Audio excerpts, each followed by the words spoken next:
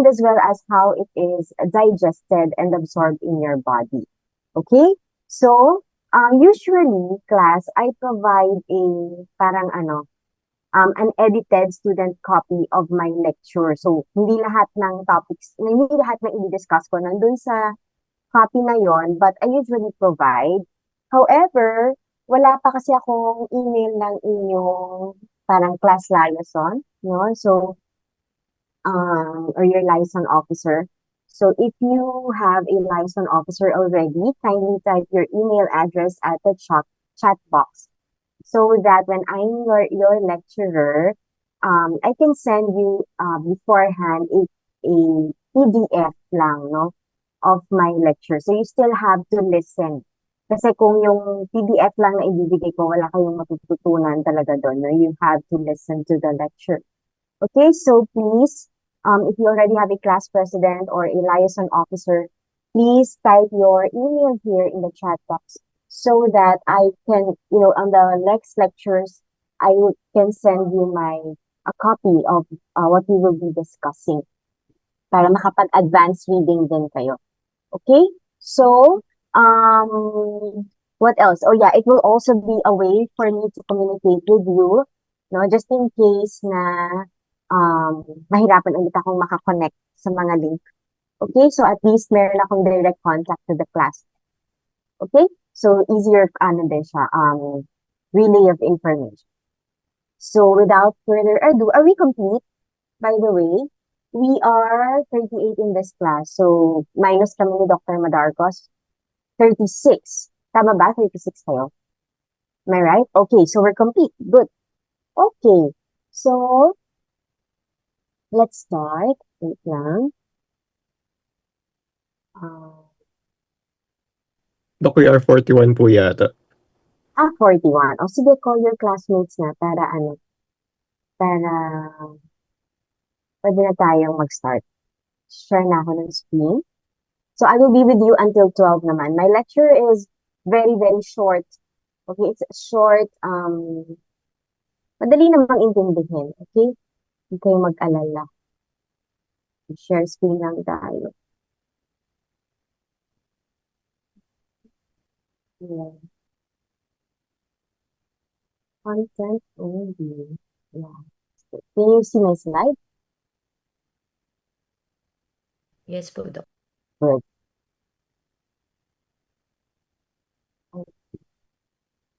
So, tayo. 39. Okay, let's just reach 40. Pag meron ka 40 na tayo, mag-start na ako. Okay? So,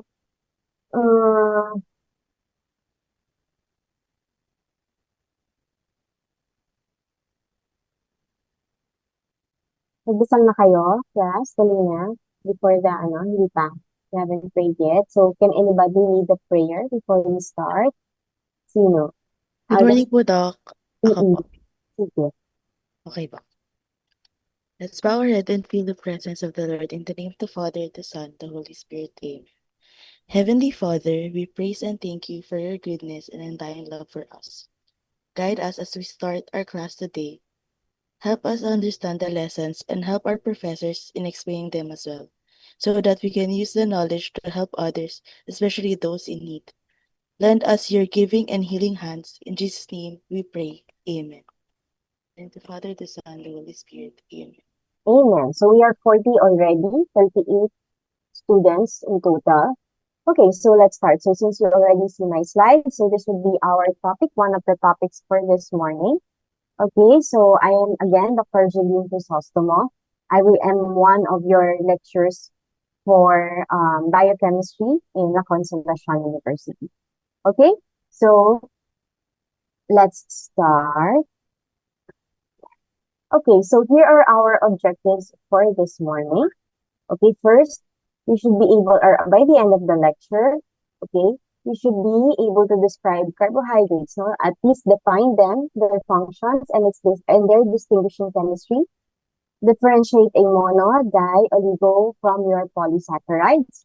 Identify physiologically important carbohydrates. Okay? So, maikli lang yung objectives natin. But marami kayong kailangan din i-absorb. Okay? So your carbohydrate is part of the family of your macromolecules. And these macromolecules will be discussed to you in detail as you go through with your biochemistry. But first, okay, we would like to welcome you to the world of carbohydrates. So when you say carbohydrates, ano yung unang pumapasok sa isip niyo? Hindi nga, pag sinabing carbohydrates, unang may isip niyo? Sugar. Anyone? Hmm.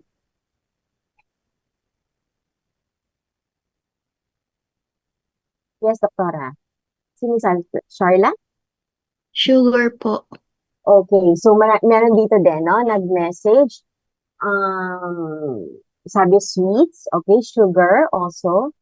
Okay, so sino pa? Yun lang, mga sweets and sugars. What else? Meron pa ba? Kanin, o di ba? Rice. Yes. So, yan yung mga usual nating naiisip pag sinabi mong carbs. And true enough, they are carbohydrates. Yes, right?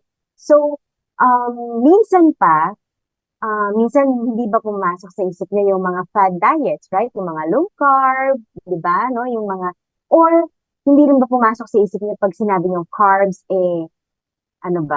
overweight. Yung mga ganun bang pumasok sa isip nyo, di ba? So parang minsan ako-correlate siya doon. Okay, but we have to remember that carbohydrate is an important macromolecule and removing it from your diet will not be a healthy option.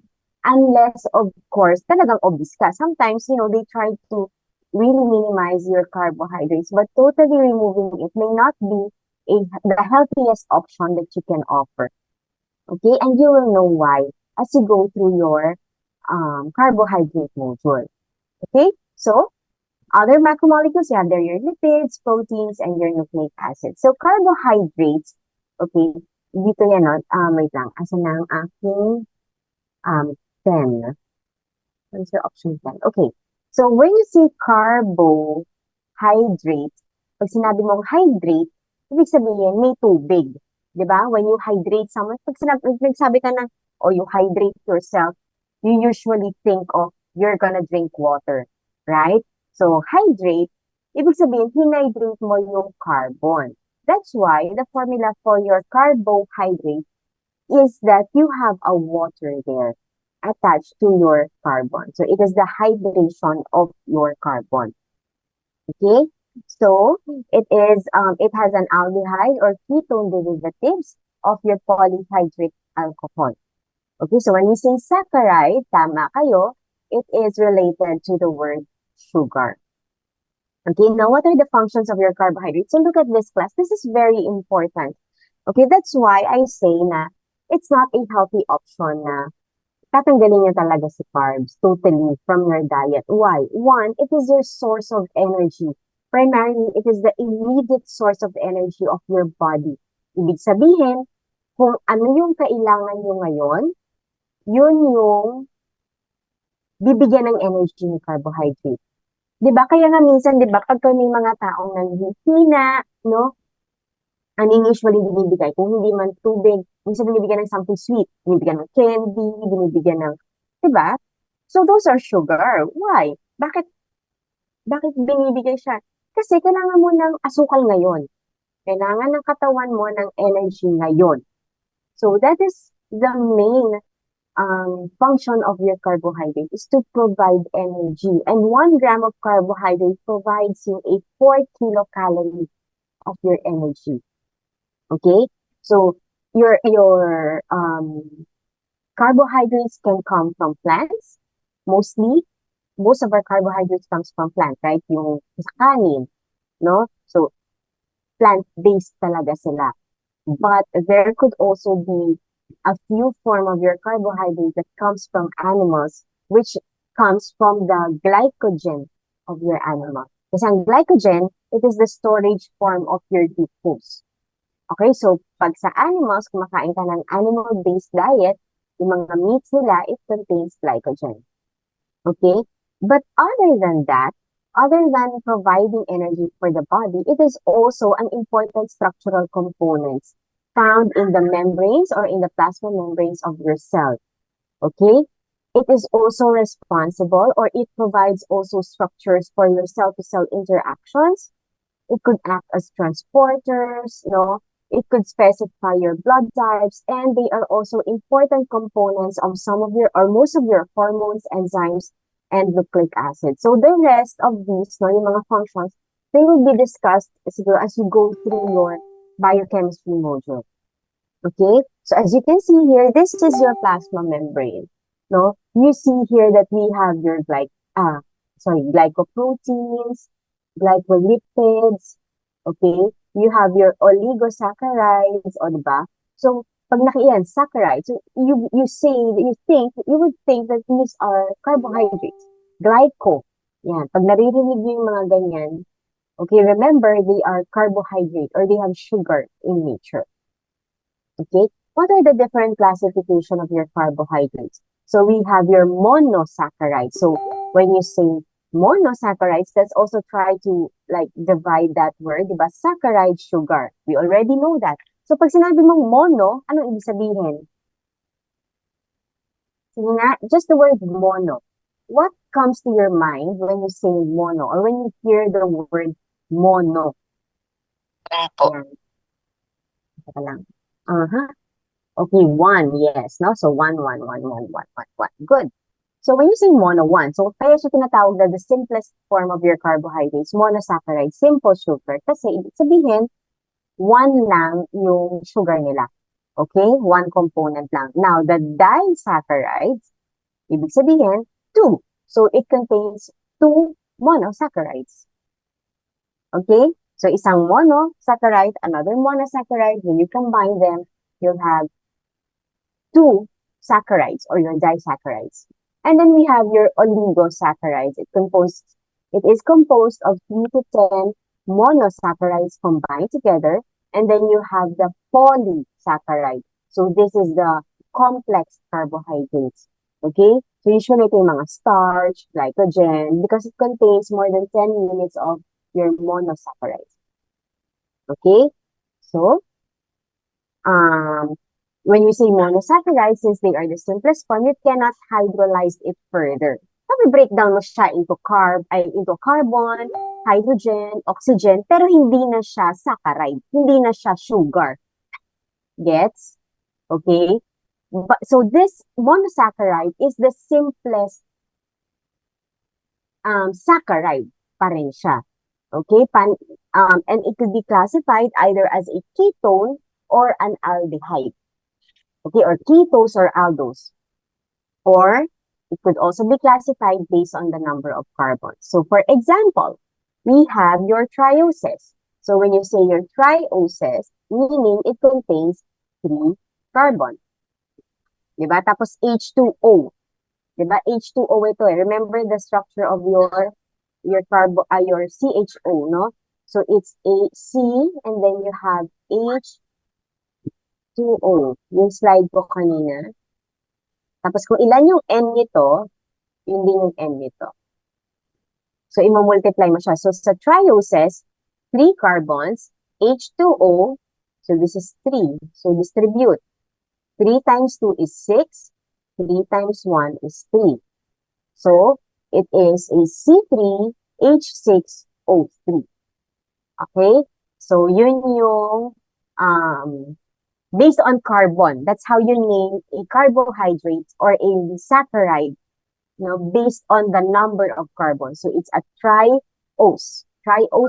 And if you will name it based on whether it is an aldehyde or ketone, pag 3 carbon, it is a glycerose or also known as your glyceraldehyde. Pagka ketone siya, the name changes. It becomes a dihydroxyacetone. Now, going back to the number of carbons, pag sinabi mong tetrose, ibig sabihin it contains 4 carbons. If you would base it whether it is an aldehyde or a ketone, you can name it as an erythrose or an erythrolose respectively. Pag 5 carbon, pentose. Okay, if it's an aldehyde, ribose. Pag ketone, ribulose. Okay, one of the most important carbons that you will see always is your hexose. It's a 6 carbon. Okay, if it is an aldehyde, it is a glucose. If it is a ketone, it is a fructose. So yung hexose, it's regardless whether it's an aldehyde or a ketone. Okay, so you will just specify if that 6 carbon is an aldehyde, you name it as glucose. If that 6 carbon is a ketone, you name it as fructose. Okay, so next. Ay, ba't hindi nawala ang aking writings? Okay, wait lang. Paano ba siya ine-erase yan? Okay. So, next. Balikan na natin siya. Okay. So, next. Okay. So, what are aldose? So, they contain this kind of functional group. You have a carbon attached to a hydrogen and an oxygen. So, look at the functional group attached to them. Okay, so for your 3 carbon, okay, it is a glyceraldehyde. 4 carbon backbone, you have an erythrose, lysose, xylose, arabinose. You also have your other aldehydes such as your ribose, galactose, mannose, and your glucose. Galactose, mannose, and glucose all contain 6 carbon. No? Nagkaiba sila sa mga posisyon ng kanilang what do you call this, hydroxyl group. Okay? So, kagaya kunyari kay galactose, yung hydroxyl group niya is on the right side of, no? Tapos dito, nasa left. Okay? So, may mga ganon. And we will discuss that later in detail. How about your ketone? So, your ketone, it doesn't contain a hydrogen attached to the carbon. So, wala. So, kung makikita nyo, di ba, carbon, ang ketone is a carbon, carbon, carbon, tapos double bond O sa gitna. Yung mga nag-chemistry dyan, di ba? Ganito yung structure ng carbon mo, ay, ng ketone mo. Okay? So, for your 6 carbon, you have a fructose. So, going back, just in case lang, na nalimutan nyo ng itsura ni aldehyde. Ito siya. Ng mga aldose nyo. You have a CHO as its functional group. No? It's our group. Pero, pag ketone, nandito, sa area na to, yung oxygen. Okay, check nyo. Ayan siya. Right? So, these are ketone.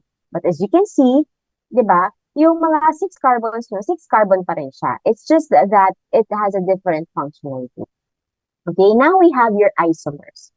Isomers are compounds that have the same formula but different structure. So, dito ngayon pumapasok yung importance ni aldose and ketose. So, ano yun? Example, I have been mentioning this quite some time already. See, carbon 6. So, C6H12O6. Parehas siyang glucose and fructose.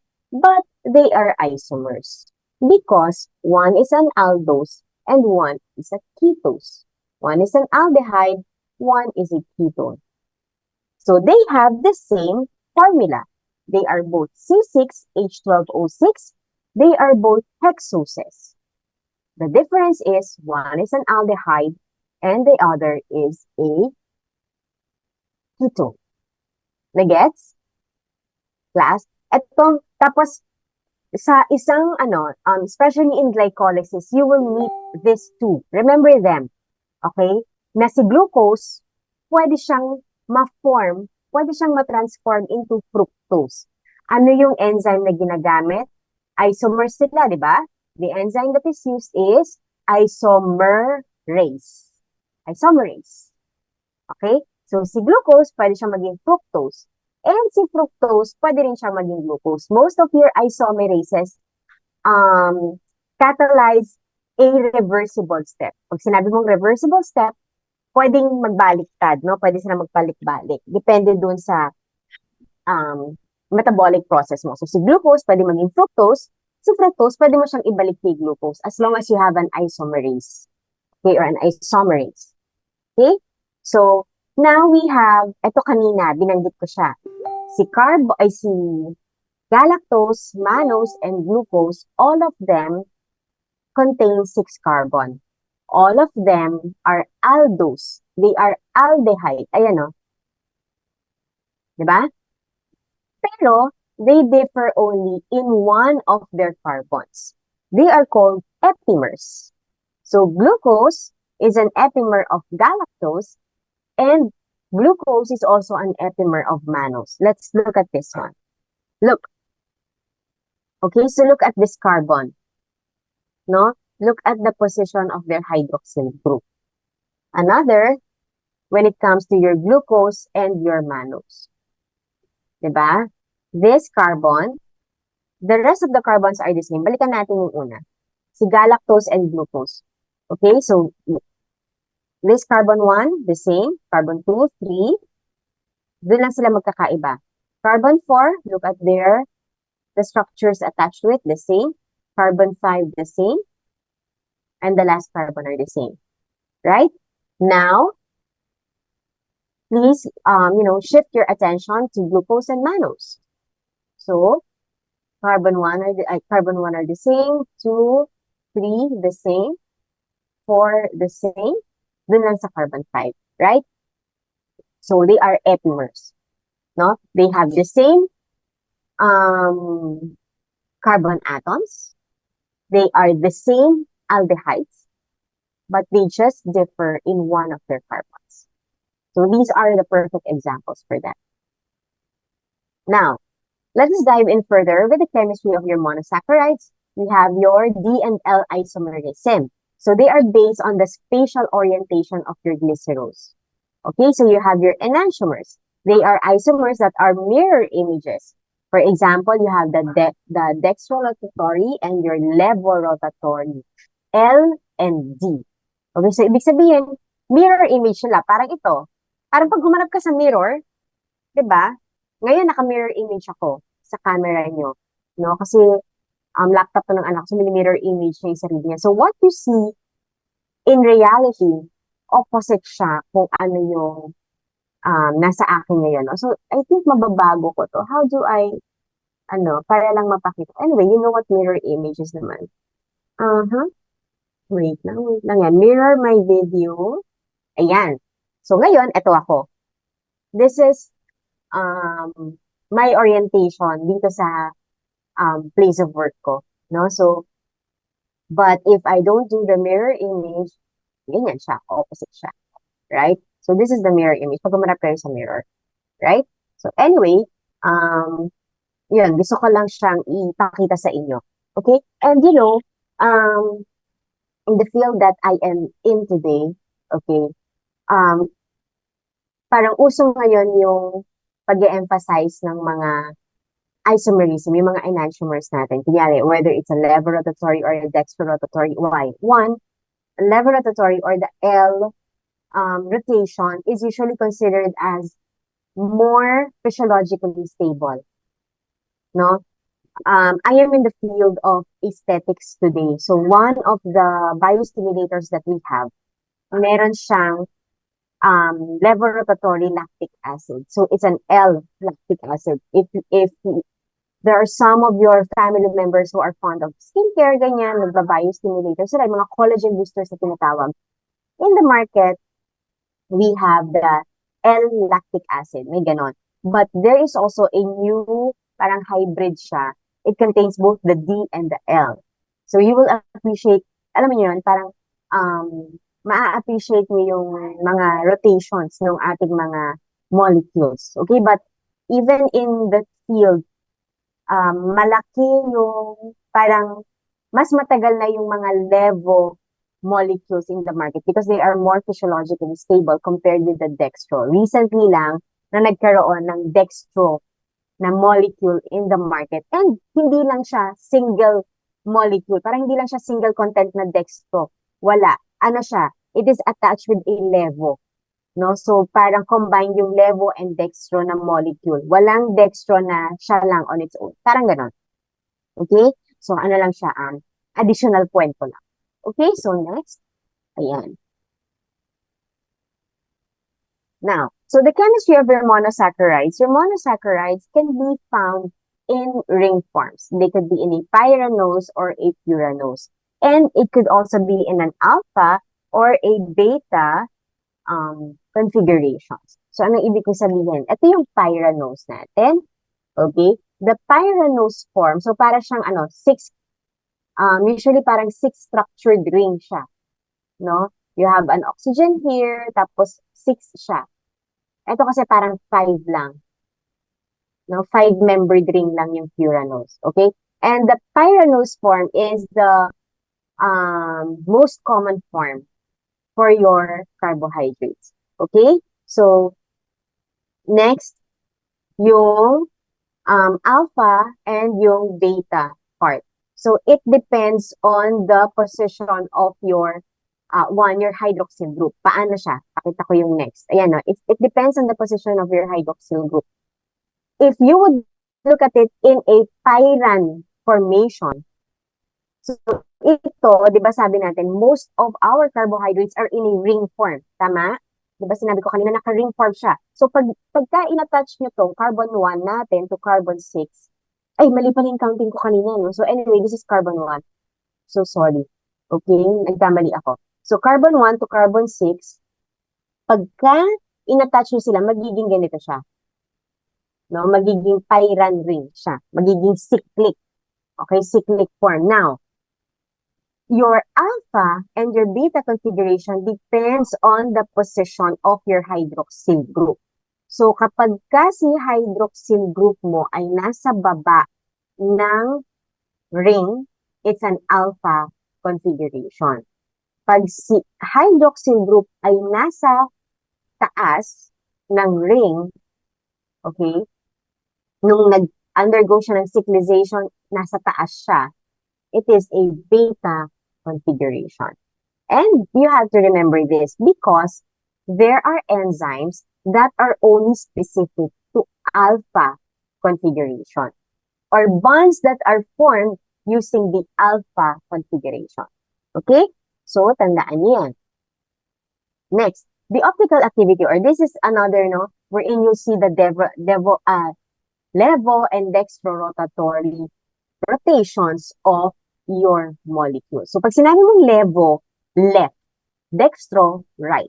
Left rotation, right rotation. So, it also is, responsible for the optical activity of your molecule.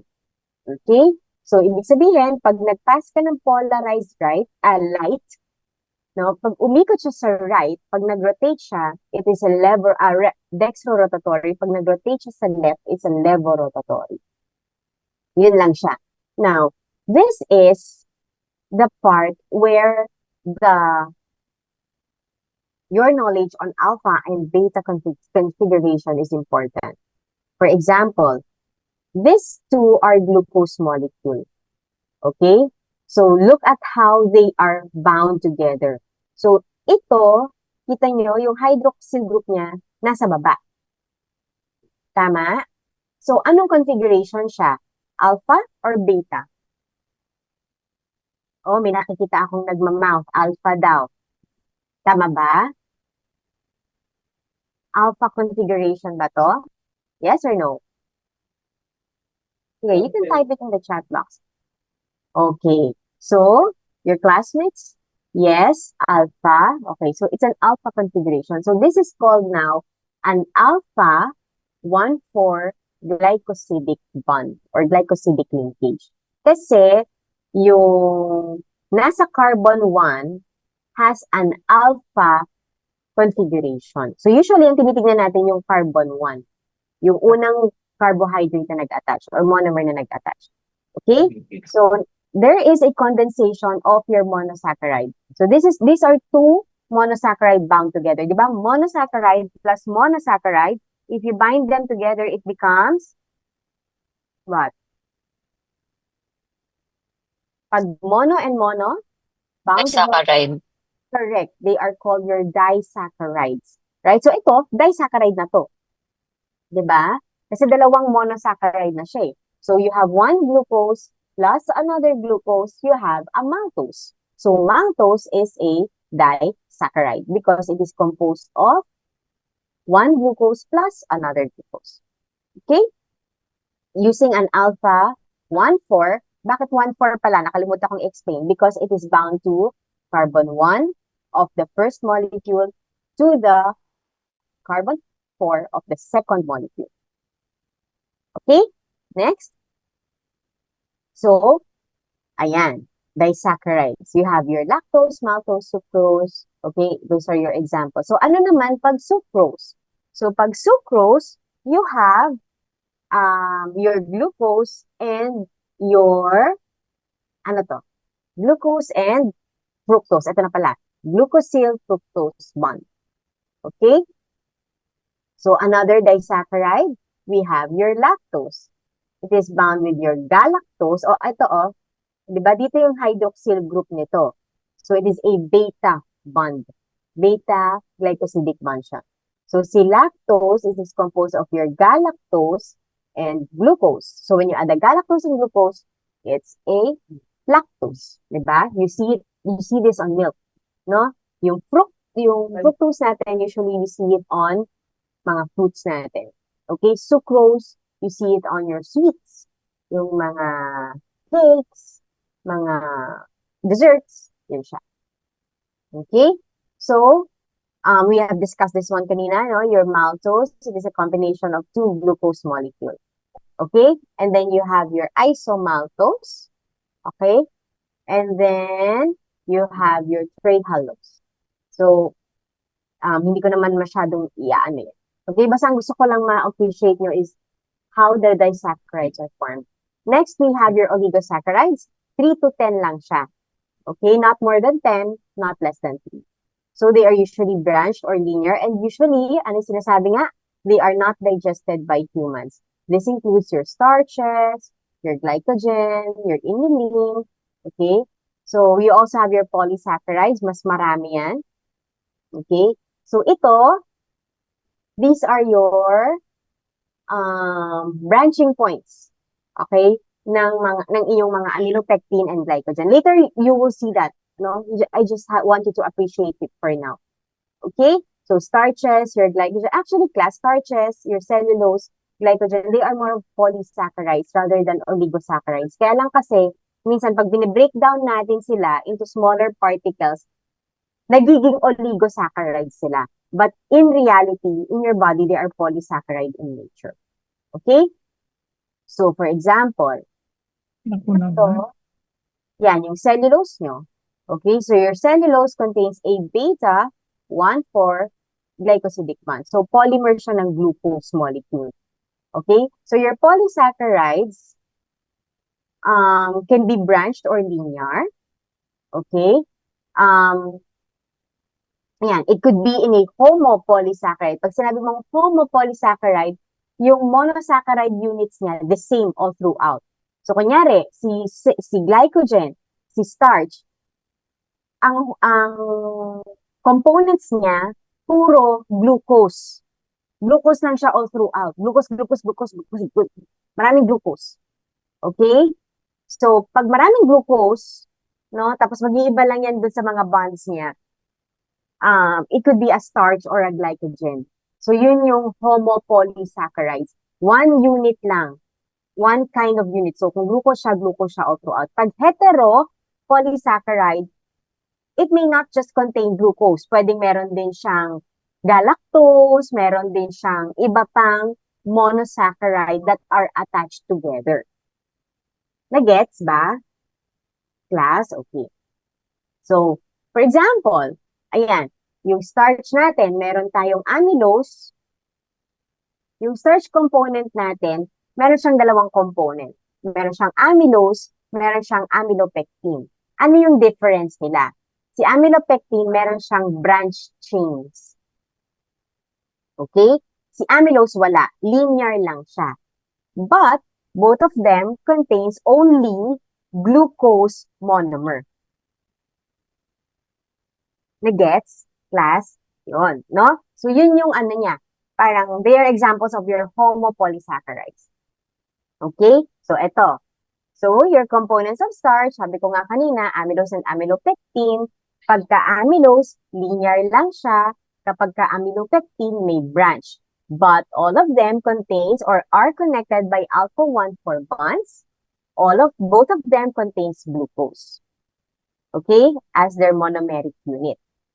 So, as you can see here in the slide, amylopectin is the majority of the component of your starch. And, look, ito importante to, ha? I-pointer natin, this one. The branch chains are linked by alpha 1 4 bonds with alpha 1 6 bonds every 20 to 30 residues. So, ibig sabihin, yung branching point ni amylopectin, after 20 glucose, magkaka-branch. Parang ganun lang ibig sabihin. After 20 to 30, ganyan, may branch siya. Bakit siya importante? Kasi si glycogen, the same siya ng structure. It's also branched. It also contains glucose unit. It has branching points at your alpha 1 4 branch with your alpha 1 6. Ano lang ang difference ni glycogen kay amylopectin? It's the interval of their branches. Kung si amylopectin, every 20 residue, okay, merong magbabranch na siya, magsasanga na siya, si glycogen, mas konti. Every 8 to 10 residues lang siya. So, imagine nyo lang, which of the two, amylopectin and glycogen, you will see more extensive branches. Is it your amylopectin or your glycogen? Yan, may mga nagpa-type na.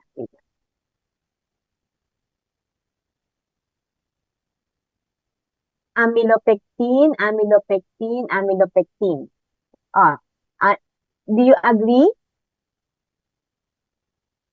Sige, amylopectin daw. Yung mas marami kayong makikitang branches. So, most of the answer of the class is amylopectin. Ayan, may mga sumagot. Okay, some of your classmates says it's glycogen. Glycogen. So, parang, how about the rest of the class? So, we have actually conflicting, no? Merong amylopectin, merong glycogen. O ngayon, mas dumadami na. Well, kung nahihiya kayo, you can send it directly to me. Okay? So, mukhang based sa chat, I think they said that glycogen has more or has extensive branching points. So, that is true. Kasi, okay, if you will notice, for every 8, meron ka ng branch ni glycogen. Si amylopectin, mas parang it will take time before another branch comes off. Kasi siya every 20, right? 20 to 30 pa nga. So, mas konti yung branching points ni amylopectin compared to glycogen. But basically, they are the same structures. No? So, ito yung ina-explain ko kanina regarding the difference of your HOMO and your polysaccharides. Okay? So, what are your physiologically important carbohydrates? O, malapit na tayong matapos sa ating first part of lecture. Okay?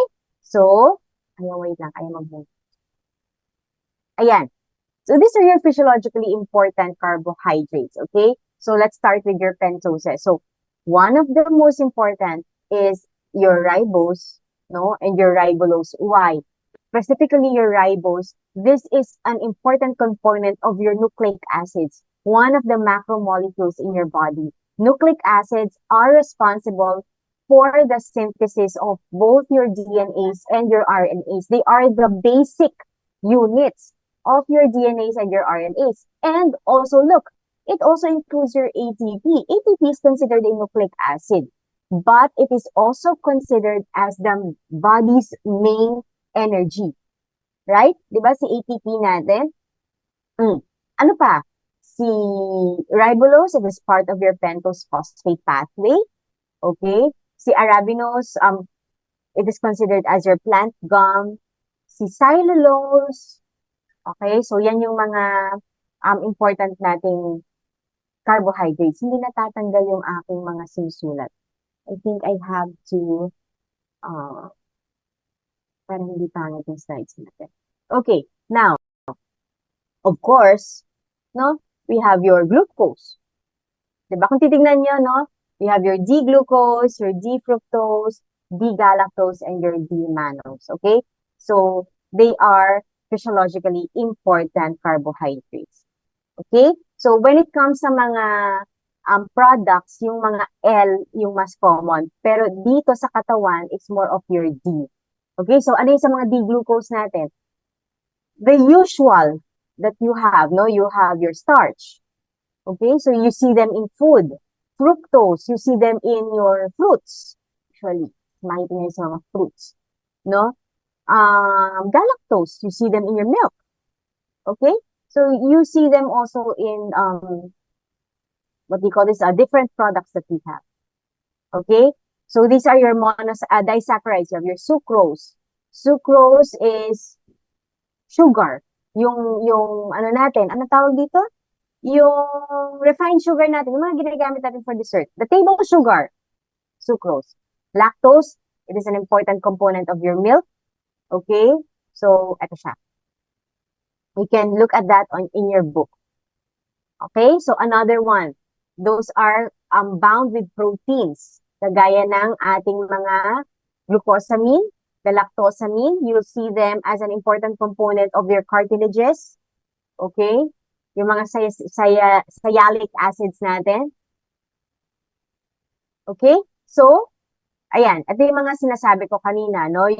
Your 5 carbons are important components of your nucleic acids. Okay? Which comprises your ribose and your deoxyribose. Glycosaminoglycans are usually found in your connective tissues, such as your chondroitin sulfates, diba? Sa mga ligaments natin and cartilages. Hyaluronic acid, an important component of your skin, na meron na rin tayong mga products niyan in the market which will allow your skin to become more hydrated, it looks healthier, no? So, ni-inject natin yan. Okay? So, eto lang siya. Okay, so your glycoproteins are basically glucose attached to your proteins, and they are also important components of the structures in your body, such as your bones and your skin. Okay, it can also be used as a transport mechanism, no? In the case of your ceruloplasmin. Okay, they are important when it comes to your intrinsic factors, body's defense, or blood clotting. Okay, so, let's go to your glycemic load. So, what is the clinical correlation of this? So, glycemic load, dati ang tinatawag dyan, glycemic index. Diba? So, it measures the ability of your body to digest carbohydrate. Okay, so usually daw, pag yung mga glucose, it has an index of 1 or 100%. The less starch your food has, the lower is the glycemic index. Right? Ngayon, usually, saan siya ginagamit? Okay? Di ba ngayon, usong-uso yung mga nag-healthy lifestyle, right? Yung mga nagbabawas ng carbs, no? Or yung mga naglo-low carb diet, ganyan. Di ba? Naririnig nyo ba yun, class? Right? So, ano yung usual na ginagawa nila? One, it's either they cut the carbohydrate completely or binabawasan nila yung amount. Diba? Dito pumasok yung concept ng glycemic load. Bakit? Kasi before, pag sinabi mo ng glycemic index, kunyari, yung mga starch natin or yung mga sucrose natin. So, inisip nila, pag mababa lang yung glycemic index, pwede mong kainin ng marami. Diba? Kasi mababa yung glycemic index eh. But you defeat the purpose actually kasi you increase your intake of your carbohydrates. Kasi nasa isip mo parang, dahil ano lang siya, dahil mababa lang ang glycemic index. So, pwede akong kumain ng marami. No. Okay? Kasi it still accumulates in your body.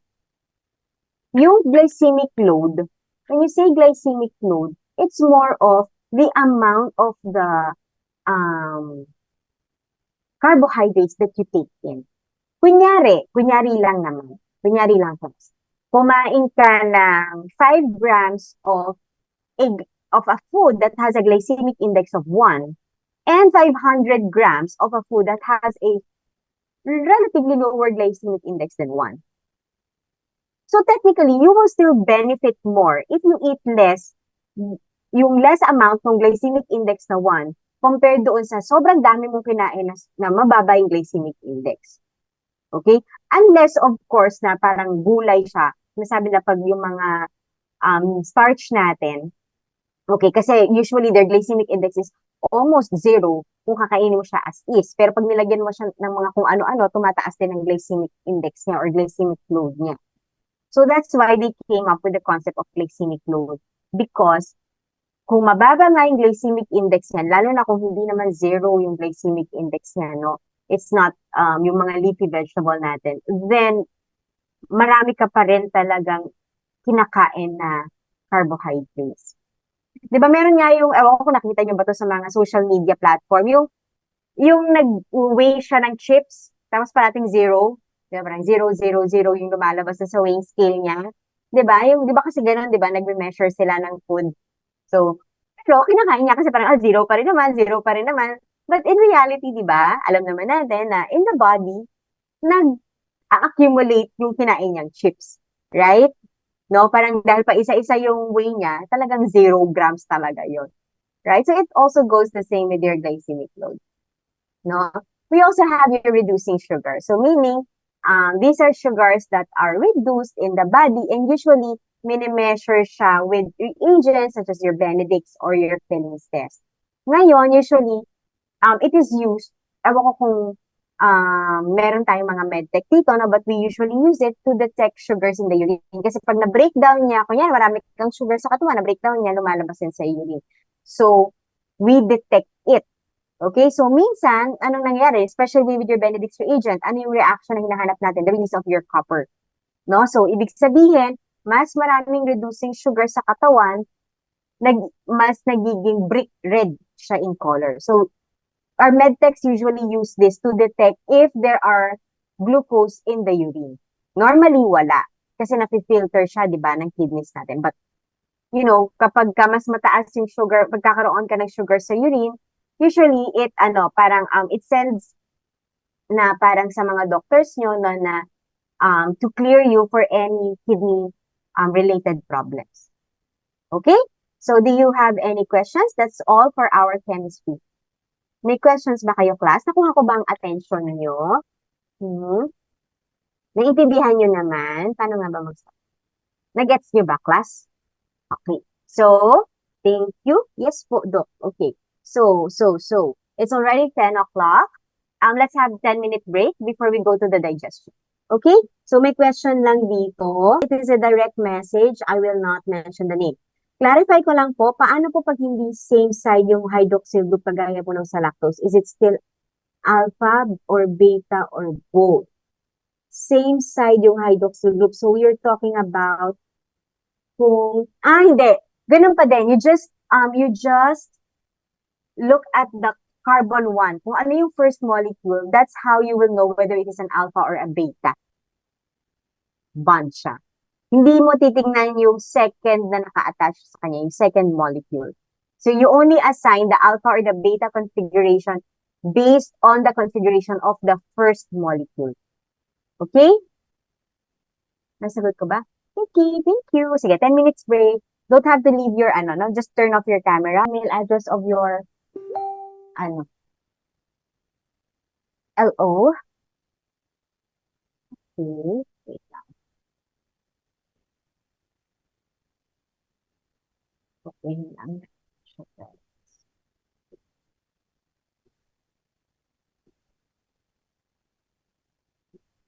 Ay, bakit ganun? Hindi ko na-copy. Kaya nakaka-copy ko yun. Hindi nga. Wala siya.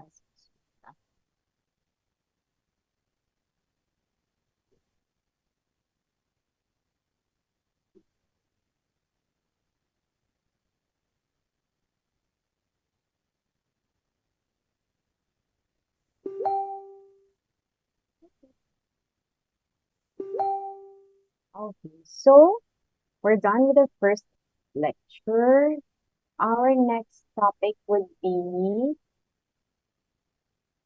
digestion of carbohydrates. Okay, So, ano yung nangyayari? Bakit nawawala yung aking mouse? Gumagana. Ala, nag-lag ako? Nagla-lag ba ako? Ayan, bakit hindi gumagana yung aking mouse?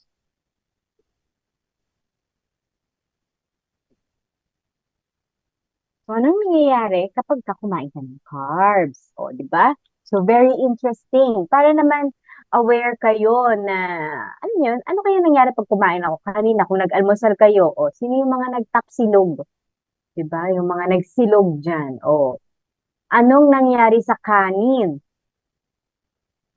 Okay? So, hinahanap ko lang ang lecture ko. Sandali lang. Digestion and absorption of carbohydrates. Itong ano na to, hindi ko na siya masisend sa inyo guys. Ha? Kasi usually I send before the lecture. So, wala na ako magsisend pa ako sa inyo. Digestion and absorption of carbohydrates. I think this one.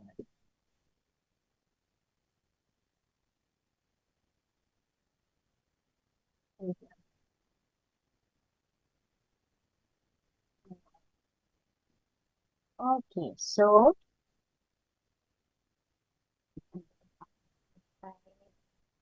share screen. Ay,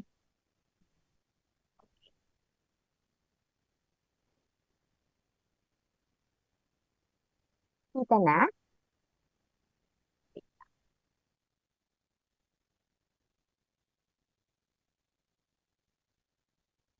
Okay. So we're still 42, very good. So this is our topic for, this is the last part of our topic, okay? Digestion and absorption of your carbohydrates. So, bakit ayaw mo mag-move? Okay. So I would just like you to look at this. Bakit, wait lang class, ha? Hindi nawawala yung ganun sa ibabaw ng Zoom ko eh. Ano ko ba tatanggalin ko? Hindi ko makita lahat. So anyway, look at this image. Ay, class, dapat nandyan na kayo ha. Tapos na ang break. Tanggalin ko lang to. Yan. So look at this image, class. You see here different ways on how your body absorbs different kinds of your food molecules, no? You have here on your leftmost your carbs, your sugars, your lipids, and then your proteins. So, just to compare lang natin, okay? Kasi later on naman, i-discuss pa rin sa inyo yung sa fats and proteins, okay? But just to compare how your carbohydrates are absorbed compared with your other macromolecules. So, for every stop dito, ibig sabihin, merong process na nangyayari. So, ibig sabihin that organ helps or digests, breaks down that particular molecule. So, for example, itong carbohydrates mo, once it enters the mouth, it is already being started to be broken down. No, nababago na siya kahit paano through the action of your salivary amylase. Okay, nasa mouth siya. And then look, sa stomach, walang nangyayari. So parang dumadaan lang siya. Okay? And then, ano na naman siya nagkaroon ng arrowhead? Saan na naman? Dito sa may duodenum area. Because in the duodenum, okay, another enzyme specific for your carbohydrate is released, which is your pancreatic amylase. Okay? And then, inside also your intestine, there are tinatawag nating brush border enzymes that breaks down your oligosaccharides, your disaccharides into smaller monosaccharides. So, ibig sabihin, class, it is only in the monosaccharide form that your carbohydrates will be absorbed. So, kung naka-disaccharide pa yan, oligosaccharide pa siya, hindi siya maa-absorb. Kaya meron tayong tinatawag, look at this enzyme, look of class, disaccharidases. So, these are enzymes that break down your disaccharide into monosaccharides. Diba? Okay, so ganun siya. Comparing it with your Lipids and your amino acids. Si lipids, walang nagbe-breakdown sa kanya sa mouth, stomach, pero doon na lang sa may intestine, no? Sa may intestinal borders natin, brush border enzymes din. Okay, proteins, sa stomach yung first site of digestion niya. Okay, tapos sa intestine na. Okay, but for this particular lecture, we will just be focusing on how your carbohydrates are being digested in your body. So, hindi na to yung mga elementary and bio type of digestion lang, okay? So, we will be diving in on the concept. So, these are all your carbohydrates, okay? It's not just your pasta, it's not just your fruits, okay? Marami siya. It's very, very, parang carbohydrates ang very extensive when it comes to food sources. Okay? No? So, gulay, ganyan. So, a while ago, we have mentioned your starches and your glycoprotein. And you already know by now, I hope, that your starch contains two components. You have your amylose and your amylopectin. And then you also have your glycogen as an animal source, right? So, bakit ko siya mention? Because, as I have mentioned earlier, your carbohydrates are, what do you call this? Carbohydrates can come not just from plants, kasi most of carbohydrates come from plants, but some also come from animals. Kaya lang very limited. Glycogen lang talaga. No? Doon ka lang makakakuha ng carbohydrates mo. Pero starch or sa plants, marami. You have the plants, or you have the leaves, you have the fruits, diba? You have the seeds, no? So, marami kang pwedeng mapagkuhaan. Now, you also have the cellulose. Part din yan. Right? But your cellulose are undigested. Okay? Hindi sila na-digest. Why? Because the human bodies don't have an enzyme that breaks down a beta 1,4 glycosidic bond. Okay? Wala tayong beta glucosidase. Ang meron tayo yung sa alpha lang. Okay? That's why it's important for you to know whether the bond is an alpha or a beta glycosidic bond. Another important thing to take note is yung bonds na meron tayo, alpha 1,4 and alpha 1,6. A while ago, in our lecture earlier, okay, we have yung mga branching points. Diba sabi natin kanina, okay, let's just review what we had earlier para lang maalala nyo. So, si cellulose, okay, it comes from plants. It contains your beta 1,4 glycosidic bond. It is linear also in nature. Si starch has two components. You have your amylose and your amylopectin. Ang difference ng amylose and your amylopectin is that amylopectin has branching points. And as what we have discussed earlier, it is around, the branch comes off for every 20 to 30 monomer. Right? So, ganito yung itsura niya. Branching siya. Unlike si amylose, linear siya. Wala siyang branching points. Si glycogen, it also has branching points, but the frequency or the interval of the branching points is lesser. Kaya mas marami siyang branch.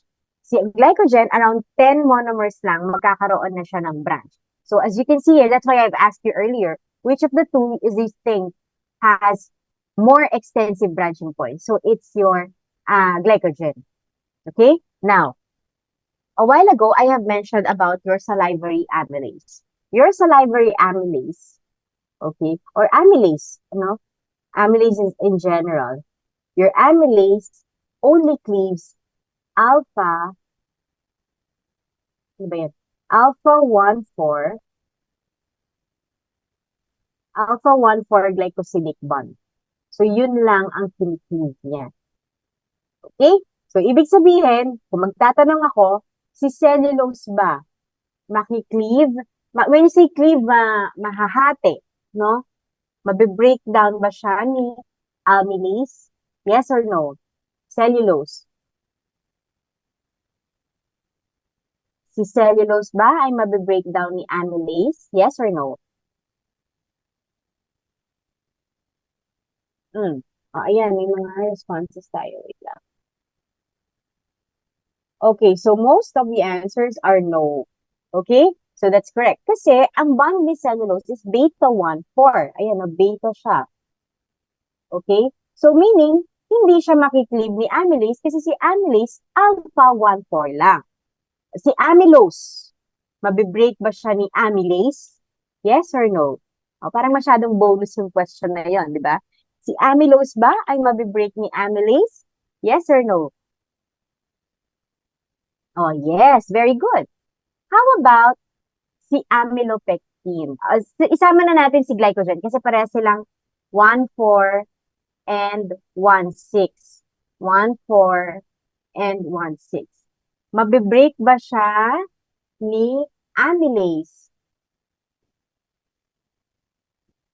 Ay, yung mga nakikita ko dito, recent lang nasagot, yes. Yes, mabibreak ba rin siya?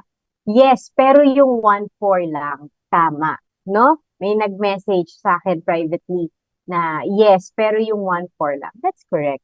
The 1,6, the branching points, hindi siya masisira. So, in the mouth, kunyari, kumain ka ng gulay, yung amylose part, mabibreakdown niya. Basta lahat ng alpha 1,4, mabibreakdown niya. Pero yung naka-branch at this points, kasi ito, 1,6 eh. Yung mga to. Yan. Hindi. So, you're left with roughly a or yung mga oligosaccharides natin. So, meron kang, pag binreakdown mo si amylopectin and glycogen, dahil alpha 1,4 bonds lang ang nabibreakdown ni amylase, meron kang matitirang mga, siguro mga oligosaccharides. Tama ba? No? Kasi yung branches niya, kung saan siya nag-branch, hindi yan masisira. Hindi siya mabibreakdown. Because those are alpha 1,6. Understood? Class? Hinihingihan ba ako? Okay? So, ganun siya. No? So, ayan, no? So, dito, yan, itong mga area na to, mabibreakdown siya. Pero itong branching point na to, kasi yung alpha 1,4 na near your branching points, most of the time, hindi na siya nabibreakdown. So, this could be either, ayan, ito yung sinasabi ko, you can have a disaccharide, trisaccharides, may mga maiiwan na components na monomers mo, no? Hindi siya fully digested, hindi siya fully broken down. Okay? Ayan siya. You have here, look at the branches. It's an alpha 1 because you have your hydroxyl group initially attached here. This is carbon 1. Alpha, it's an alpha configuration. Alpha 1,4 glycosidic bond. Okay? Now, question. Can the glycosidic bonds of this structure shown below be hydrolyzed by alpha amylase? Again, kung nahihiya kayo, no, kung nag-aalangan kung tama or mali, you can always send it to me privately. If you want to send it to the class, no problem also. Basta gusto ko mag-participate kayo. Okay? Para, nakalalaman ko kung naiintindihan o hindi. So, okay, I have one answer here. Ang sabi no, hindi daw siya mabibreak. Other students.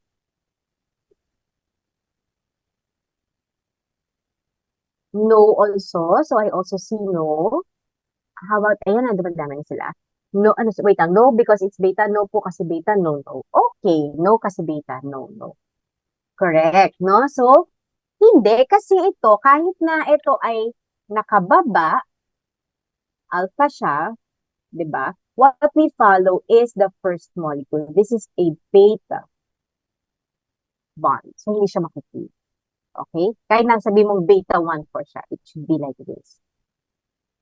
Okay? Now, these are your, what do you call this? Your carbohydrates found in food, no? Yung amylopectin and amylose, it's found in starch. Okay? So, ito lang siya, parang naka-table form lang siya, no? It has a alpha 1,4 glycosidic bond and alpha 1,6 glycosidic bond for your amylopectin. Kay amylose, alpha 1,4 glucose component. Si sucrose, it is an alpha 1, 2.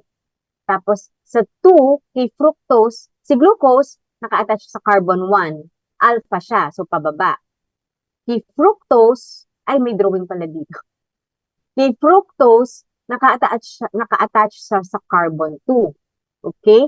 So, hindi siya makiklib ni amylase. Kasi si amylase, alpha 1, 4 lang siya. Si trehalose, hindi rin. Si lactose, 1,4 glycosidic bond. Pero, it's a beta bond. So, hindi pa rin siya makiklib ni amylase. So, si fructose, monomer lang siya. Glucose, monomer lang. So, basically, it's just your amylose and the linear part of your amylopectin and glycogen ang makiklib ni alpha amylase. Okay? So, eto siya, no? Pag pinicture natin, ganito siya. So, in the mouth, kunyari, kumain ka ng salad. So, salad contains starch. Pag meron kang mga mayo, di ba? Yung mga ganong dressings, merong lactose. Pagka may mga fruits siya, no? Or nilagyan minsan ng mga konting sweetening, ayan. Or uminom ka ng drinks na may sucrose, sugar, go. So, cellulose kasi nga salad siya. So, pag nag-enter siya, pag kinain mo siya, it will be acted upon by your alpha amylase. Now, we already know the structure of these components. You have your starch, no, it has your amylose and amylopectin, si lactose, beta bond siya, beta 1,4, si sucrose, di ba? 1,2 siya, di ba? Tama ba ako? 1,2 ba siya? Let's go back. Sucrose, tama, it's 1,2. Okay? Tapos cellulose, beta 1,4. So, among these three, ito sa tatlong to, si starch lang ang mabe-breakdown. Yung amylose and amylopectin component ni starch ang mabe-breakdown. That's why, look at the image here. Si lactose, si sucrose, and cellulose, they were remained untouched. Right?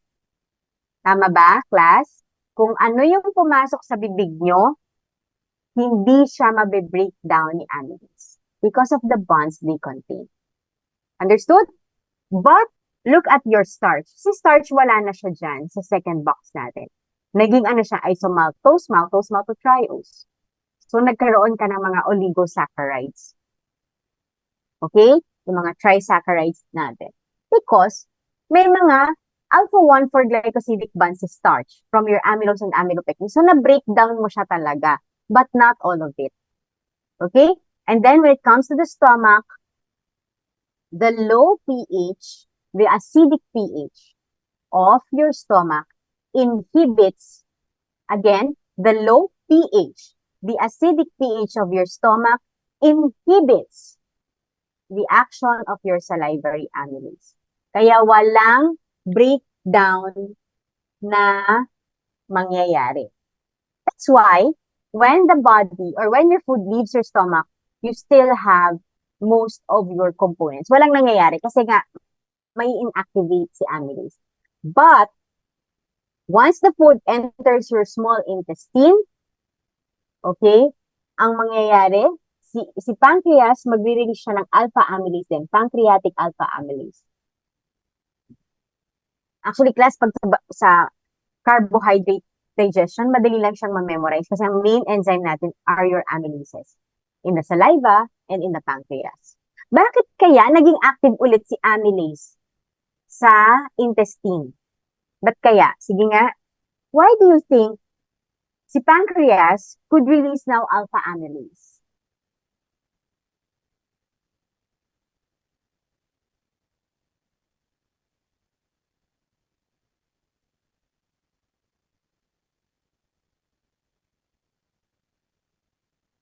Because, ayan. Okay, hindi na siya acidic. Yes, kasi 'di ba sa duodenum, sa small intestine, other than the amylase, another secretions are being released by your pancreas, yung bicarbonate. Bicarbonate neutralizes your acids. So, hindi na acidic ngayon yung environment ng small intestine. Kasi, syempre, pag nagbukas si stomach ng sphincter niya, may lalabas na acidic food. Acidic pa rin siya in nature. Pero, because your pancreas releases bicarbonate, it neutralizes that acidic food para hindi niya masira yung lining ng duodenum. And because of that, your amylase now could function better. Okay? So si amylase, dahil amylase pa rin siya, the same bonds are being cleaved. It is still your alpha 1,4 glycosidic bonds. So, your oligosaccharides here, no, such as your yung mga maltotriose natin, maltose, isomaltose, yung mga oligosaccharides natin dito sa mouth, mas nabe-breakdown na sila into simpler substance. But notice, your lactose and sucrose are still intact. Si cellulose, okay, hindi lang nila nailagay dyan, but basically, hindi naman na talaga na-digest sa cellulose because it's given that we don't have beta-glucosidases. Okay? So, eto na lang, nag-focus na lang siya doon sa mga possible na pwede pang ma-digest. So, you would look at here, lactose and sucrose, which you initially took in during your food intake, hindi pa rin siya nabe-breakdown. Saan siya mabe-breakdown? Sa brush border enzymes natin. We have what we call your mucosal membrane bound enzymes or brush border enzymes.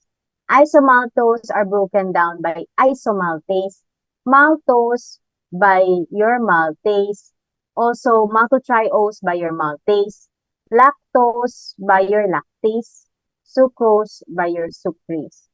So, meron silang specific enzymes. Okay? Kaya hindi sila nabe-breakdown ng amylase. Kasi merong enzymes sa intestine mo na very specific for these disaccharides and trisaccharides. And then, mabe-breakdown na sila to monosaccharides, papasok sila ngayon sa intestine. Okay?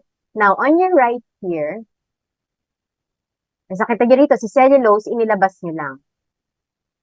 No? Inilabas lang siya ng katawan mo kasi hindi talaga siya nabe-breakdown. Okay? Now, on the right, you see here your, it's still the same, no? Your starch acted upon by your amylase, forming your oligosaccharides, and then your disaccharides will be broken down by your brush border enzymes, forming your monosaccharides, galactose, glucose, and your fructoses. Okay? So, before we proceed further, so eto siya. Once kasi nasa brush border enzymes na tayo. So, you have here your different enzymes, no? Your maltase, sucrase, lactase, okay? So, they break down your maltose, okay? Your maltoses, ayan o, to glucose. Sucrase breaks down your sucrose to glucose and fructose. Lactose is broken down by your lactase to galactose and glucose. So, the rest, the same lang siya. Okay? So, gusto ko lang i-point out yung mga nandoon sa images natin kanina. Okay? So, eto mga additional information lang siya. But it's still the same as what I have shown you earlier. Okay? So, kung gusto nyo mag-screenshot, walang problema. Okay? So, these are the actions of your brush border enzymes. Okay, it's basically the same as what I have explained earlier. It's just that mas ano lang to, no, image lang siya. Okay? Now, let's go further. So, after ma-break down ng iyong disaccharides, okay, to monosaccharides, papasok na sila ngayon sa intestine. So, these are your intestinal cells. This is the lumen, and this is the blood. Okay? You have the lumen of your intestine here. You have the blood here. So, papasok ngayon siya. Now, there are transporters that are specific for your monosaccharides. Okay? We have your SGLT1 and your GLUT5 at the lumen. And then dito sa may blood area, you have your GLUT2. Okay? So, si galactose and glucose enters via your SGLT1. SGLT1 stands for sodium, glucose, GL is glucose, transporter 1. Meron kasing SGL2 nasa kidney, no? Transporter din siya ng glucose. So, SGLT1, andito siya sa lumen ng iyong intestine. So, dahil sodium siya, may sodium, sabi dyan, it needs sodium para ma-absorb ng katawan si glucose and si galactose. Okay? Now, si GLUT5, glucose transporter 5, okay, it still transports your glucose, very minimal, but its main function is to transport fructose. Okay? So, ngayon, si fructose, pag naipasok na siya ni GLUT5, it will leave the cell and go to the blood via your GLUT2. Okay? Si galactose and glucose, papasok sila through your SGLT1, but they will also leave the cell via your GLUT2. Now, what is this? This is your sodium, potassium, ATPase. Okay? So, your sodium, potassium, ATPase pump. So, anong ginagawa niya? Diba, si SGLT1, it enters, sodium enters also through your SGLT1. The sodium that enters here powers your sodium ATPase pump. So, si sodium goes out, potassium goes in. So, it maintains the integrity of the cell. Okay? Make sure na hindi mag-shrink yung cell or hindi rin siya magsuswell.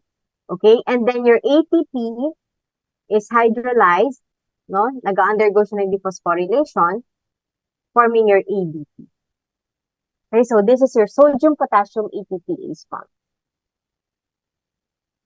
Okay? Now, what will happen kung yung mga brush border enzymes mo hindi na-work? Remember, your brush border enzymes are very specific, right? Meron kang sucrase na si sucrose lang ang mabe-breakdown niya. Meron siyang lactase na si lactose lang ang mabe-breakdown niya. What if hindi sila present? So, si amylase lang all this time. Remember, amylase is very specific also. It will only break down alpha-1 for glycosidic bond. Pag wala kang alpha-1 for glycosidic bond, hindi kanya itatouch. A good example would be your lactose. Si lactose, hindi siya nabe-breakdown ni alpha amylase. It can only be broken down by your lactase. Pag walang lactase, hindi siya mabe-breakdown to galactose and glucose. Remember what I told you earlier. It is only in the monosaccharide form that your body could absorb the food that you have eaten. Pag hindi yan monosaccharide, hindi siya ma-absorb. Kasi nakita niyo yung transporters natin, SGLT1 can only bring in galactose and glucose. GLUT5, though it can also bring in your glucose lang. Tapos mostly fructose, right?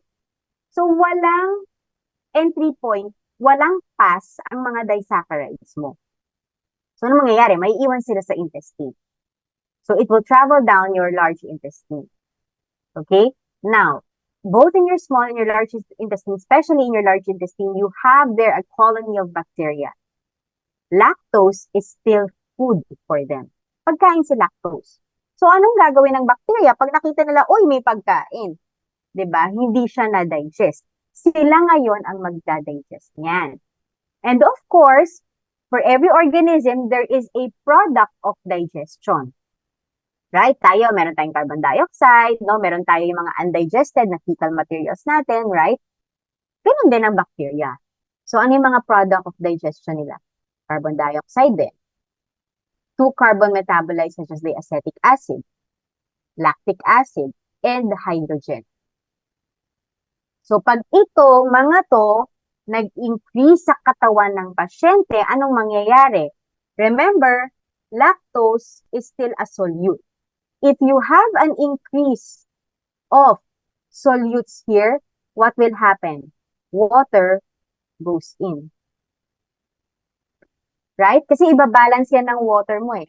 Where solute goes, water follows. Yun yung pinakaano natin. So, kung marami kang solute on one side, hahatak siya ng water para ma-dilute itong lactose mo.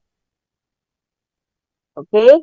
So, imagine, meron kang lactose, meron kang products of metabolism coming from your bacteria, water goes in. So, anong mangyayari? Because of too much gas component, patient has bloating. Right? Because of the bacteria, kasi of course when you have so much lactose and you have products of digestion, it irritates your intestine. So magkakaroon ng increase in movement ng intestine orders mo. So ano mangyayari? Kakaroon ka ng diarrhea.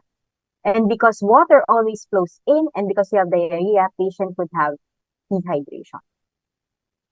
And you will see this in patients who have, ang tinatawag natin ay lactase deficiency or also known as your lactose intolerance.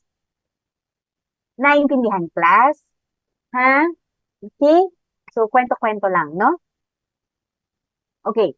So, the entry of glucose is primarily because of your glucose transporter. So, that's the only way that your glucose can enter the cell. Okay? So, it could be sodium independent or your glucose transporters, no, SGLT1 is also glucose transporter, but your GLUT transporters are primarily sodium independent. They could be insulin dependent or insulin independent. So what do we mean by that? So we have different glucose transporters, GLUT1 to GLUT6. GLUT1 can be found in your erythrocytes. GLUT2, you already saw it in your intestine, diba? Sa other side, doon sa may blood, no? Doon sa may capillary side ng intestine mo, na doon si GLUT2, which transports your fructose, glucose, and galactose from the intestine, from the cell to the blood. Kung hindi niyo maalala, nandito kanina si GLUT2. Andiyan si GLUT2, tapos nagpapasok siya ng fructose, glucose, and galactose. But you can also see them in your pancreas and in your liver. GLUT3 is found in the brains and in your neuronal system. GLUT4 is found in your muscles, fats. This is the only glucose transporter which is dependent on insulin. Tandaan niyo yan, class. Importante kasi siya. GLUT5 is primarily for your fructose, and GLUT6 is can be found in your spleen, in your brain, okay? Now, what do I want you to remember here? Your GLUT4 is insulin dependent. So, ibig sabihin, pag walang insulin, sa tingin nyo ba magkakaroon ng GLUT4? Guess lang. Insulin dependent siya. Nakadepende siya sa presence ni insulin.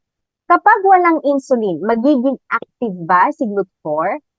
Yes or no? Ayan. Wait na. No daw. Hindi po. Correct. So, yun lang muna yung gusto kong maintindihan nyo. Pag walang insulin, walang GLUT4. How about the rest of your GLUT1, 2, 3? Pagka walang insulin, do you think they will still be active? Kunyari, si GLUT2. GLUT2, pag walang insulin, active pa rin ba si GLUT2? Yes, very good. Kasi hindi siya dependent ni insulin. So, that concept is very important. Always take that in, keep that in mind. Okay, now, another. Let's go to your liver. Liver and pancreas have GLUT2 transporters. They are insulin independent. Diba, ang insulin, responsible, nag-i-increase siya kapag tumaas ang glucose mo sa blood. Tama? Diba? Kailan tumataas ang glucose sa blood? Kapag kakakain mo lang or kapag wala kang kinain? Fed or fast? Ayan. Fed. Tama. Kakakain lang po. Correct. Kasi, pag kumain tayo, nag-increase yung blood sugar natin, mag-increase yung insulin. Tama ba? Tama. Ngayon, look at this. Sino ba nag-release ng insulin? Di ba si pancreas? Right? Imagine kung insulin dependent si pancreas. Eh di mahihirapan siyang mag-release ng insulin kasi wala pang insulin to begin with. Right? O di ba? Ang galing ng ang galing ng pagkakagawa sa tao, no? We are wonderfully created kasi imagine kung ginawang insulin dependent si GLUT2. Tapos pancreas si GLUT2. Technically, hindi siya makakapag-release ng insulin kasi wala pang insulin. Right? So, pancreas contains GLUT2 and it is insulin independent because they are the ones who will release your insulin. Diba? So, magandang siya, no? Magandang correlation siya. Okay? So, yun lang muna. I-discuss pa yan sa inyo siguro in detail yung mga, especially with the action of your insulin in the fed and the fast, ganyan, in detail later on. Now, here, you have here, what happens now kapag ka nasa fed state? So, technically ngayon, ang pag-uusapan natin, fed state kasi digestion of carbohydrates tayo. So, fed state siya, right? So, your liver contains GLUT2 transporters. They are insulin insensitive. So, ano mangyayari? Kapag ka increase ang blood sugar mo, kasi kumain ka, your glucose will enter your liver via your GLUT2 receptors and it will be phosphorylated by an enzyme known as your glucokinase. Okay? Tandaan tong si glucokinase, ha? Kasi, mamimit nyo to ulit during glycolysis. After it is, a process wherein your glucose is broken down into other substances. No? Si glucokinase, okay, ang property niya? It has a high Km for glucose. Usually, class, pag sinabi nating high Km, ang affinity niya for glucose is very low. Affinity means its ability to attract, no? The ability to attract something. So, its affinity for glucose is low. Kaya si glucokinase, kailangan niya ng maraming glucose para ma-breakdown niya si glucose for glycolysis. So, ibig sabihin, kailan ka lang ba nagkakaroon ng maraming glucose? Sabi natin, during the fed state. So, glucokinase is primarily active during the fed state. Okay? Kasi may isa pang enzyme, no? Hindi ko muna siya sasabihin sa inyo. Tapos, si glucokinase, gluco. Very specific lang siya kay glucose. Di ba meron tayong mga iba pang monomer, meron tayong fructose, meron tayong galactose, hindi niya mabe-breakdown yung mga yon. Si glucose lang kasi siya ay glucokinase. Okay? So, pagka pumasok na siya sa liver, undergo siya ng glycolysis, okay? Breakdown na si glucose, no? There are also other areas in your body such as, ayan, simulan natin kay brain. Si brain, ano siya? Ano nga ba siya? GLUT3, di ba? GLUT3 transporters. Insulin insensitive also. So, ibig sabihin, whether you are in the fed or in the fasting state, may insulin o wala, mababa man ang insulin, si brain mo can absorb glucose. And this is important. Why? Because your brain is highly dependent on glucose. It oxidizes your glucose completely to carbon dioxide and water. Very dependent siya sa glucose. Kaya importanteng hindi insulin dependent ang glucose transporters ni brain. Now, let's go to the fats and muscles. Okay? So, let's go to the fats first. Si fat, meron siyang GLUT4, insulin sensitive. So, ibig sabihin, pag may insulin, mataas ang insulin, especially during the fed state, si glucose makakapasok siya kay adipose tissue. So, ibig sabihin, si glucose mo, meron niyang ambag sa mga waistline natin. Okay? Kasi nga, nakaka-store sila sa fats. Look at this class, oh. I want to show this to you. Si pyruvate, si pyruvate, product yan ng glycolysis o yung breakdown ng glucose mo. Nagpo-form siya ng acetyl-CoA. Ano ang nagiging fate ni acetyl-CoA? Ano ba yung fate? Parang nagiging result niya? Parang gano'n. Anong nangyayari sa kanya? Nagiging fatty acid. Fatty acid is a component of your triacylglycerol.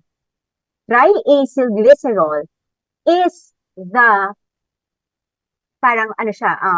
simple unit of your fats. Yung fats natin, itong taba na to, made up yan of triacylglyceride.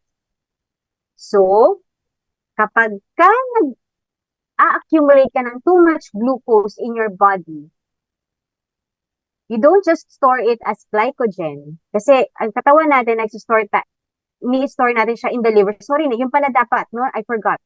This is important. In the liver, your glucose is stored as glycogen.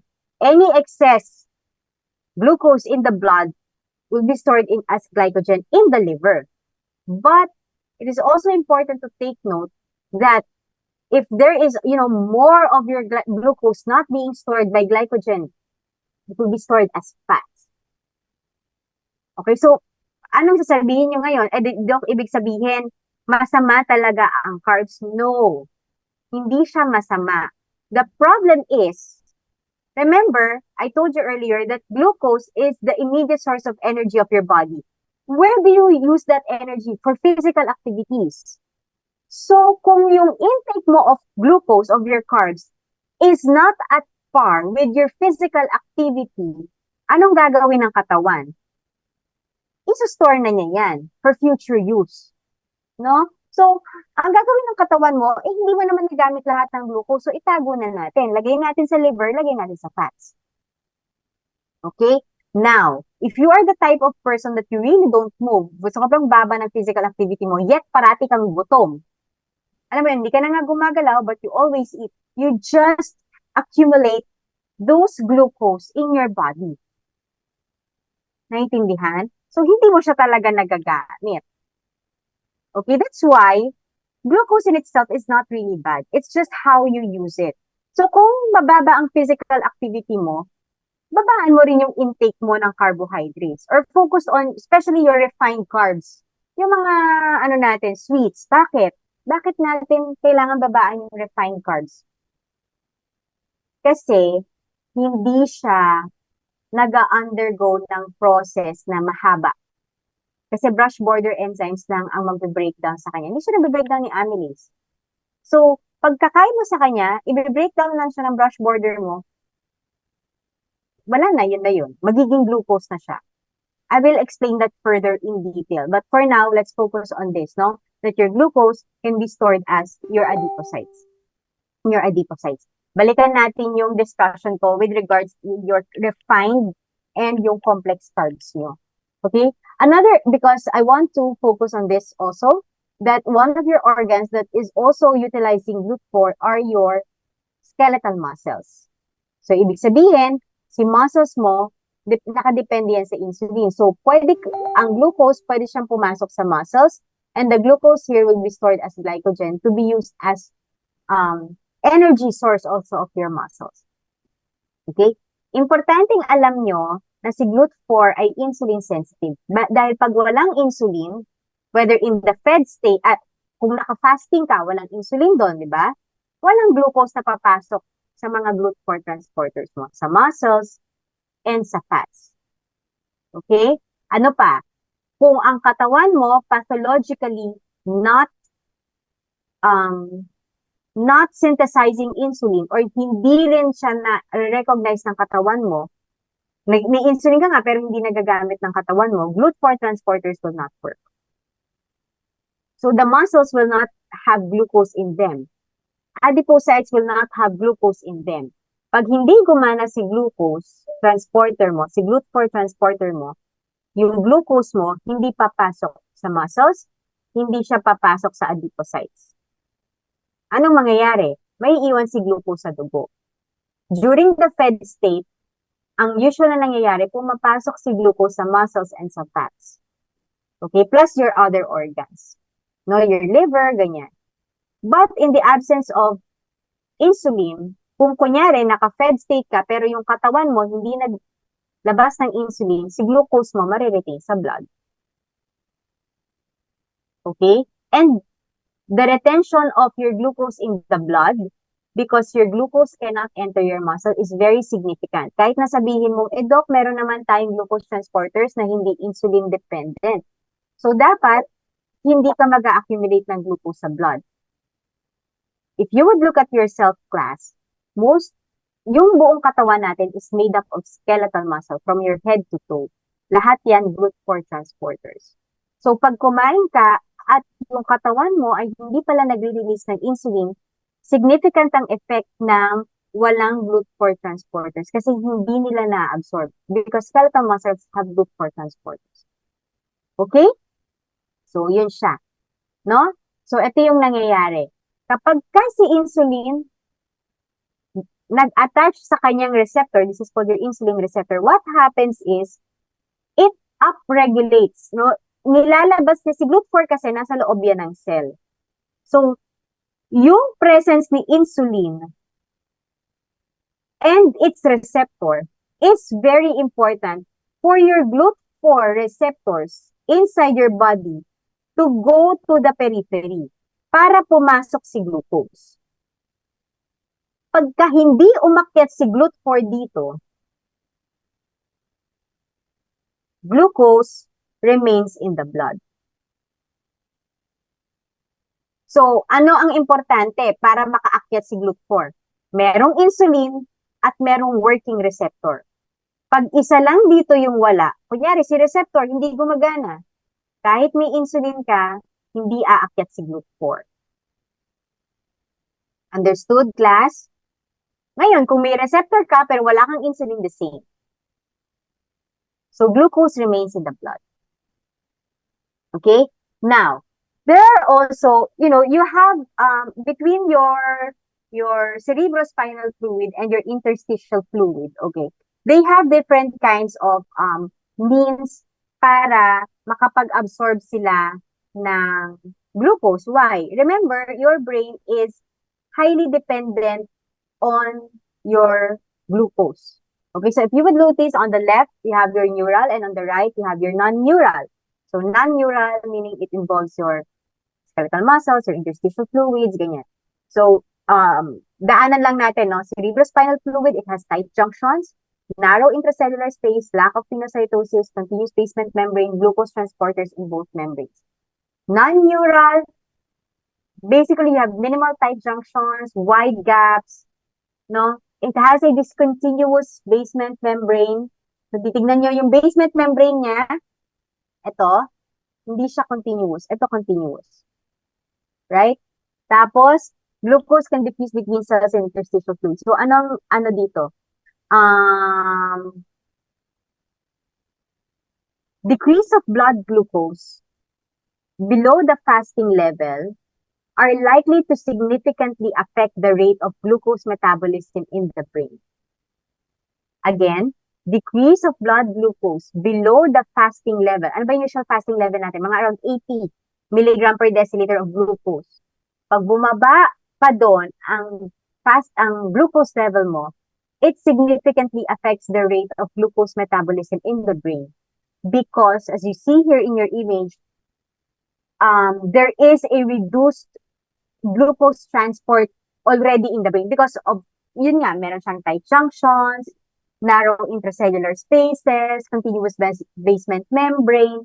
So, pag bumaba pa sa fasting level, yung glucose mo, mahihirapan na si brain to gain your glucose because of its, parang yung structure niya. Kaya minsan, di ba, most of the time, if you prolong your fasting, your brain now will rely on your ketone bodies. another concept yun. Okay? So, but, this is how dependent your brain is when it comes to your glucose supply. Okay? So, your glucose, it is a sugar of blood and tissue fluids. It is an absorbable form of sugar. Okay? It is needed for energy. Of course, for your metabolism. Okay? Importante siya. So again, si glucose alone, hindi siya masama. But too much of it, okay, hindi siya magiging, result lang siya sa too much adipose storage, or in case of sa mga glucose na hindi talaga na-absorb ng katawan, it's inflammatory in nature as well. Okay? So ayan, no, fates of ingested glucose. May question lang, sandali lang, no? Tapusin ko lang itong slide na to. 50% is converted to energy. I told you, your glucose is your source of energy, immediate source of energy, whether aerobic or anaerobic glycolysis. 30 to 40% is converted to fat and 10% is converted to glycogen. This is if you're moving, if you have a relatively active lifestyle, but if not, these percentages could be, the range. Pwedeng majority now, ang napupunta ngayon sa fat storage mo and glycogen storage instead of being converted to energy because basically, you're not using it. Kumakain ka lang. Pinufuel mo lang yung katawan mo but you're not using your fuel. Okay, may question dito. Is that why you get lightheaded po kapag kulang sa glucose or iba pa po yun? Yes, it's also related to that. But pag lightheaded ka kasi, yes, it's also a response of your brain na kulang yung sugar sa katawan mo. Kaya usually, diba yung mga nahihilo, binibigyan mo candy. Diba? Kasi mataas ang kanyang, may sugar doon. Okay, so this is just an image showing you the fates of your glucose.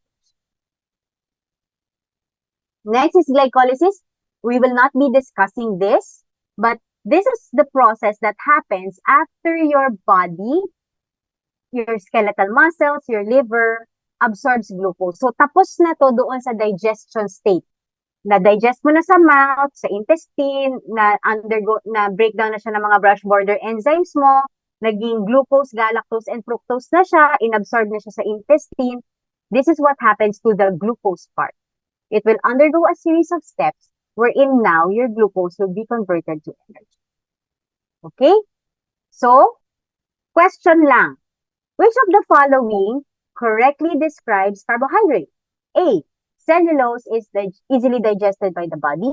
B. Amylopectin and amylose both contains alpha-glycosidic bonds while cellulose and glycogen beta-glycosidic bonds. C. Glycogen and amylopectin contains alpha-1,4 and alpha-1,6 bonds. Or D. Amylase easily digests cellulose once it enters the mouth. A, B, C, or D? Oy, ang bilis. Okay. So, yes, the C is the correct answer. Okay? May question pa ba ako after this? Ay, wala na. So, that's all, class. My references are basically your Harper.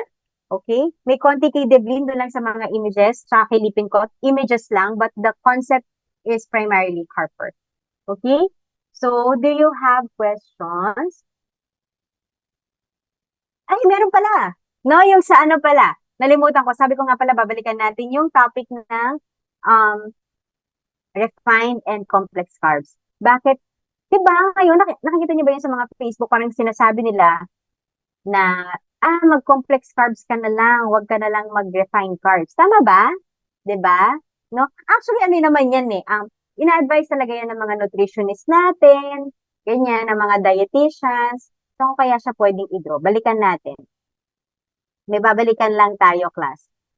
Skip ko nga muna to, discard.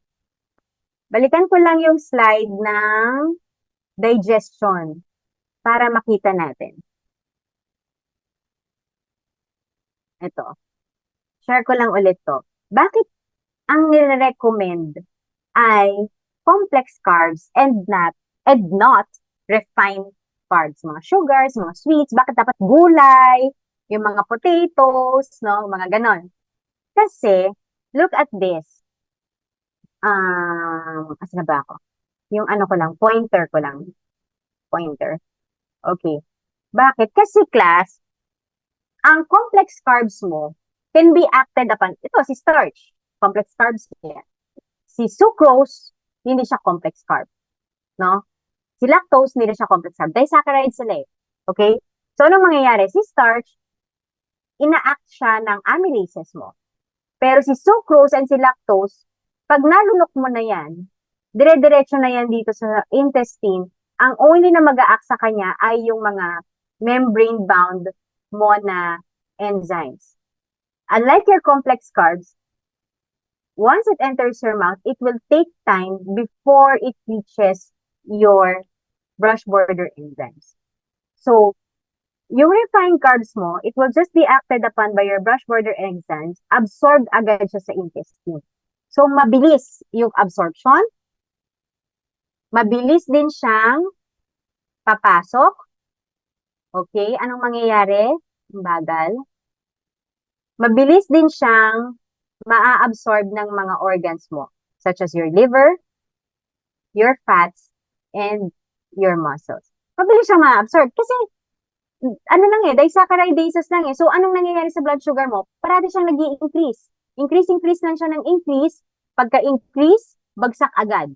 Wala ka ng glucose agad. Ubus na agad kasi na-absorb agad. So, anong mangyayari? Gutom ka na naman. Pag yung complex carbs ang kinain mo, because it takes time for them to be absorbed by the body, dahil nga, i-breakdown pa sila ni amylase. Pagka-breakdown ng salivary amylase, i-breakdown pa sila ni pancreatic amylase. Pagka na-breakdown sila ni pancreatic amylase, i-breakdown pa sila ni mucosal membrane. So, anong nangyayari? Yung mga glucose coming from your alpha amylase, alpha 1 for glycosidic bonds. So, may mga glucose din doon na na-release. Sila, pupunta sila dito. But, the release of glucose is very gradual. So, ano mangyayari? Gradual din yung pasok sa intestine. Yung increase ng insulin mo, it will not spike. Gradual din siya. Kasi plus, insulin is also inflammatory. So, pag nagsa-spike yan parate, it releases inflammatory mediator. So, pag gradual siya, hindi masyado. So, dahil gradual din yung absorption ni glucose, gradual yung increase ni insulin, mas matagal kang busog. So, technically, hindi ka kakain parate. At dahil gradual din yung increase ni glucose mo, yung energy niya, mas nagagamit mo ngayon si glucose for energy. Gets mo? Hindi lang kasi siya magsustor ng magsustor. Yun siya. Okay? So, wala namang masama kay carbs. Know the carbs that you have to eat. Have more physical activity. Gamitin mo si carbs ng tama. Yun lang, class. Any questions? Meron ba kayong natutunan? Na-gets niyo ba yung lecture natin? Okay? So, I guess that's all for me this morning. Thank you very much, class. Sir, may bilin po kayo?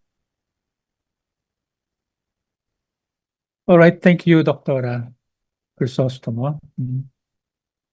Any question? Nosebleed ba yung lecture ni Dr.? Information overload, sir. Thank you. So you know what the meaning of simple carbohydrates, complex carbohydrates? You know what are